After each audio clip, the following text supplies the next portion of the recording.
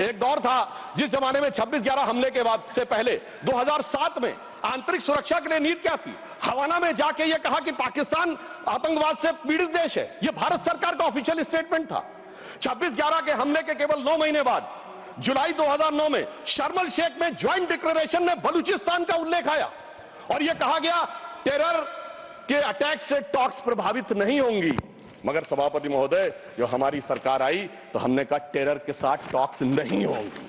और जब से मोदी जी की सरकार आई है हमने इस बात को बिल्कुल साफ साफ कर दिया है और इसीलिए पिछले 11 साल ऐसे जब कोई औपचारिक द्विपक्षीय वार्ता नहीं हुई सभापति महोदय, क्योंकि जब से हमारे गृह मंत्री जी आए हैं हालात में जानते क्या बदलाव आया है।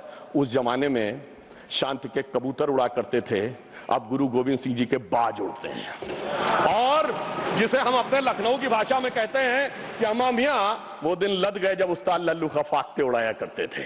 और अब वो बदलाव ये देखने को मिला है। ये लोग तो वो हैं सभापति महोदय जिन्हें भारत इतना कमजोर चाहिए था, किसी संसद भवन की छत के ऊपर जो शेर बने हैं उसके लिए लोग गए थे कोर्ट में कि शेर ज्यादा आक्रामक दिख रहे हैं।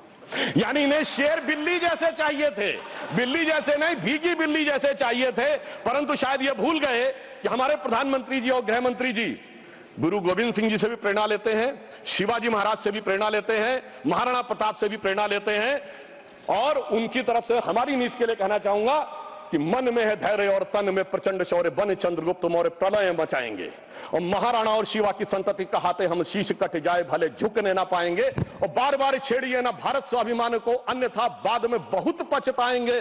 सौगंध मां भवानी की उठेगी ललकार जब आपके घरों पे चील कौवे मंडराएंगे। और ये आपने देखा, ये बालाकोट में भी दिखा, ये सर्जिकल स्ट्राइक में भी दिखा। तो तब हमारे विरोधी क्या कहते थे? आदमी मरे थे कि कौवे मरे थे, पेड़ गिरी थी कि बिल्डिंग गिरी थी। इस प्रकार के मजाकिया बात करने वाले लोगों को मैं बताना चाहता हूं